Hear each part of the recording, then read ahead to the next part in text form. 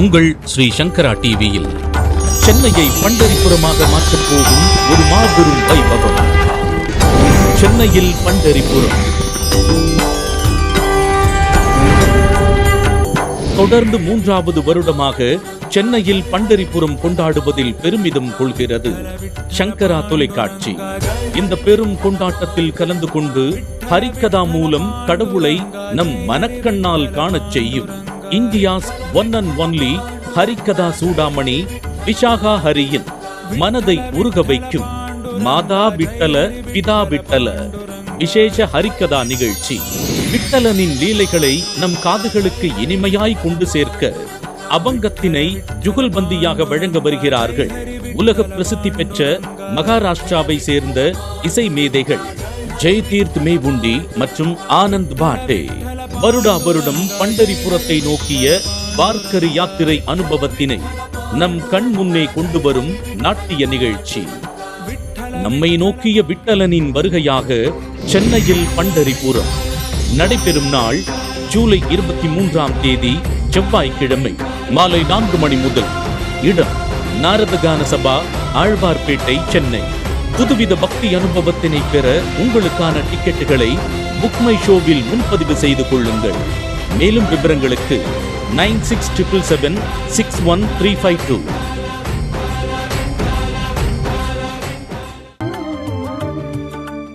கேசவா, நாராயணா, மாதவா, கோவிந்தா, விஷ்ணு, மதுசூதனா, திருவிக்ரமா, வாமனா, ஸ்ரீதரா, ஸ்ரீகேஷா, பத்மநாபா, தாமோதரா.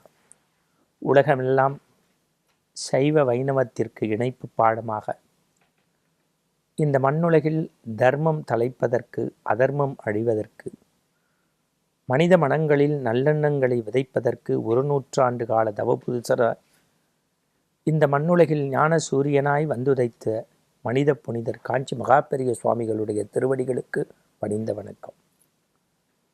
ஆன்மீக அன்பர்களே, நம்முடைய காஞ்சி மகான் தொடரில் ஒவ்வொரு நாளும் வித்தியாசமான விறுவிறுப்பான பல்வேறு செய்திகளை நாம் சிந்தித்து வருவதனுடைய நோக்கம் அடுத்த தலைமுறைக்கு பெரியவருடைய பெருமை, பெரியவருடைய சிறப்பு, அந்த ஞான மகானுடைய பற்றிய அத்தனை நல்லெண்ண செய்திகளும் போய் சேர வேண்டும் என்பதுதான் நம்முடைய நோக்கம். பொதுவாக 1330 குறள், 133 அதிகாரம், அதிகாரத்திற்கு 10 குறள், அறம்பொருள் இன்பம் தந்த வள்ளுவன் ஒற்றை குறளில் நம்முடைய இதயத்தை தொட்டான். அன்பில்லார் எல்லாம் தமக்குரியார், அன்புடையார் என்பும் உரியர் பிறருக்கு. அன்பிற்கு உண்டோ அடைக்கும் தாழ், அதுதான் மரபு. இன்றைக்கு நம்ம சிந்திக்க போகிறது கூட அதான், அன்பிற்கு உண்டோ அடைக்கும் தாழ்.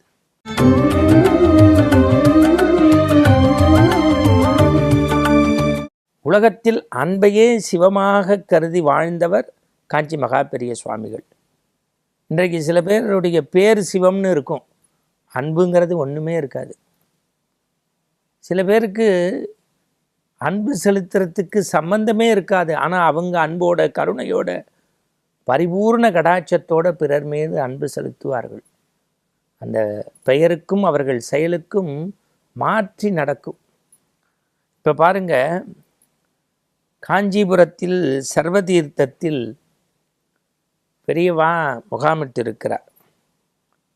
கூட்டம் கூட்டமாக பக்தர்கள் கூட்டம் வந்து பெரியவரை சேவித்து கொண்டிருக்கிறது. நான் ஒரு முறை கீவாஜா அவர்கள் சொன்ன செய்தி தான் நினைவுக்கு வருகிறது. ஒரு மலரை நோக்கி வண்டு செல்வதைப் போல, ஒரு வெள்ளக்கட்டியை நோக்கி எறும்பு செல்வதைப் போல, பகவானை நோக்கி பக்தன் செல்வதைப் போல எங்கெல்லாம் பெரியவருடைய நாமம் உச்சரிக்கப்படுகிறதோ, எங்கெல்லாம் பெரியவருடைய பார்வை கிடைக்கிறதோ அங்கெல்லாம் சென்று பெரியவரை சேவிப்பதற்கு நாள்தோறும் பக்தர் கூட்டம் விரைந்து கொண்டே போகிறதுன்னு எழுதுகிறார். அப்படிப்பட்ட அந்த காஞ்சிபுரத்தினுடைய சர்வதீர்த்தத்தில் பெரியவர் முகாமிட்டு கொண்டிருக்கிறார். நிறைய மனிதர்கள் வரிசையில், உங்களுக்கு தெரியும், ஈச்சந்தட்டில் வில்வயலை, கல்கண்டு, குங்குமம், பழங்கள், பிரசாதங்கள், அவருக்கு என்னென்னலாம் பிடிக்குதோ அவங்கவுங்க மனசுக்கு தேவையானதை வாங்கி வச்சு பெரியவர்கிட்ட கொடுத்து அருளாசி வாங்குவதற்கு வரிசையில் நிற்பாங்க. அப்போ ஒரு எளிய மனிதர் ஆனால் அந்த மனிதருடைய உள்ளத்தில் வெட்கம் தலைக்கு ஏறுகிறது. காரணம், வெளியூர்லேருந்து அந்த ஊருக்கு வர்றதுக்கே அவருக்கு பஸ்ஸில் வர்றதுக்கு பணம் கிடையாது. ஒரு ஏழை விவசாயி. வெறுங்கை வெங்கட்ராமான்னு நம்ம ஊரில் ஒரு வேடிக்கையாக சொல்லுவோம். அவள் ஆற்றுக்கு வெறுங்கை வெங்கட்ராமான்னு கையை வீசின்னு வந்தான் பாரும்போம். ஏன்னா 4 குழந்தைங்க இருக்கிற வீட்டுக்கு ஒரு பூ, பழம், பிஸ்கட்டு ஏதாவது வாங்கிட்டு போனால் தான் மரியாதைம்பாங்க. இல்லாட்டி உறவுக்காரனே இருந்தாலும் எதுவும் இல்லைன்னாலும் இன்றைக்கி மரியாதை இல்லை. வெறுங்கை வெங்கட்ராமான்னு என் வீட்டுக்கு வீசிட்டு வந்தார் கையன்னு சொல்லுவோம். ஆனால் மகானை பார்க்க போகிறதுக்கு இவர் வர்றதுக்கே கையில் காசு இல்லை. அப்புறம் என்ன மகானுக்கு வாங்க முடியும்? எதுவும் கிடையாது. அப்படி தன்னை வருத்தி கொண்டு வந்தவருக்கு ஞானம், வெட்கம் தலைக்கு ஏறியது. நம்ம போய் எப்படா இந்த வரிசையில் நின்று பார்க்க போகிறோம்? வந்தார். அந்த சர்வதீர்த்தத்துக்கிட்ட இவருக்கு முன்னாடி ஒரு 50 பேர் தட்டில் பூ, பழம் எல்லாத்தையும் வச்சுக்கிட்டு இருக்கார். எட்டனா, அந்த காலத்தில் எட்டனா இருந்த காலத்தில் இந்த செய்தி நடந்திருக்கு. அது முக்கியம். எட்டனாக்கு 2 வாழைப்பழம். உங்களுக்கு வாழைப்பழம் கதைனாலே இன்ட்ரெஸ்டிங்காக இருக்கும். அதுவும் இந்த எட்டனா வாழைப்பழம் இன்னும் இன்ட்ரெஸ்டிங்கு. எட்டனாக்கு 2 வாழைப்பழத்தை வாங்கி கையில் வச்சுக்கிட்டார். ஆனால் பெரியவரை சந்திக்கிறதுக்குள்ள இதை கொடுக்க முடியுமா, இதை அவர் முன்னாடி வைக்க முடியுமா, பார்த்தோன்னே கழுக்குன்னு சிரிச்சிருவாரே, இல்லை கூட இருக்கவங்க என்ன நினைப்பாங்க, இப்படி 1000 கேள்விகளால் வேள்வி நடத்துது அவருடைய மனசு. இந்த மலைத்துளி பட்டு மண்ணில் குமிழ் வரும்ல, 1000 எண்ண குமிழ்கள் அவருடைய மனசில் அப்படியே தோன்றி தோன்றி மறைகிறது.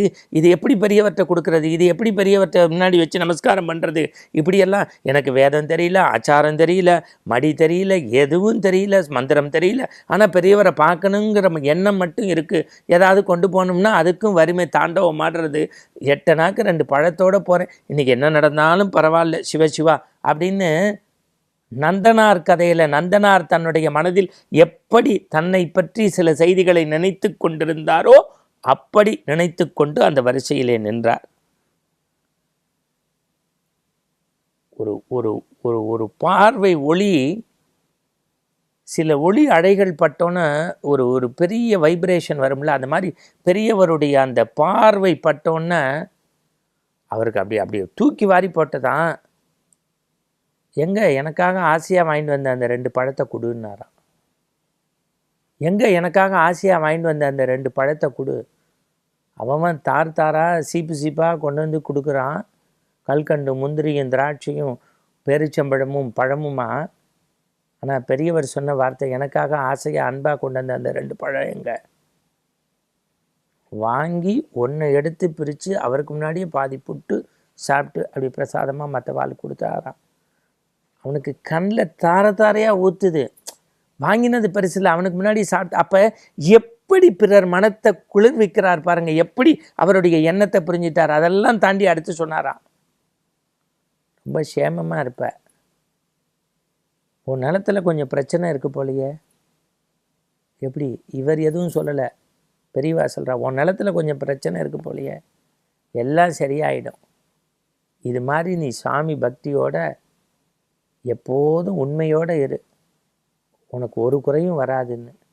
நீங்கள் நம்ப மாட்டீங்க, தண்ணீர் வறண்ட பகுதின்னு சொல்லக்கூடிய அந்த பூமியில் அவருடைய விளைநிலம் பருவந்தோறும் பொய்க்காது நல்ல விளைந்து நல்ல அறுவடை செய்து அவர் மனநிறைவோடு மங்களமாக பல நாட்கள் சந்தோஷமாக வாழ்ந்திருக்காரு. அதற்கு காரணம் என்னென்னா, உள்ளத்தில் அழுக்கு இல்லை, தன்னுடைய வார்த்தைகளில் வன்மம் இல்லை, தன்னுடைய செயலில் முன்னுக்கு பின் முரண் இல்லை, எல்லாம் நேர்த்தி நேர்த்தி நேர்த்தி நேர்த்தி ஒழுக்கம், பேசுகிறபடி வாழ்கிறது, சொல்கிறபடி.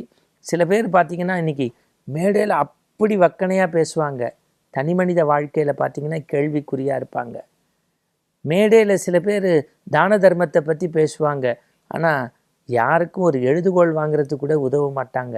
சில இசை ஜாம்பவான்கள் அப்படி பண்ணுவாங்க, ஆனால் ஆண்டவனுக்குன்னு கேட்டால் யோசித்து தரேன்னு சொல்லுவாங்க. எல்லா துறையிலையும் இப்படி முன்னுக்கு பின் முரண் இருக்குது. ஆனால் எல்லாருக்கும் வழிகாட்டியாக இருக்க வேண்டியவர் தான் ஞான குருமார். அந்த குருமார் ஒரு விவசாயியை அங்கீகரித்து அவருடைய படத்தை பெற்றுக்கொண்டு அவருக்கு தன்னுடைய முழு அருளையும் வாழித்திருக்கிறார் என்று சொன்னார். பெரியவா தான். இந்த கருணை நிகழ்வு நாளையும் தொடரும். வணக்கம்.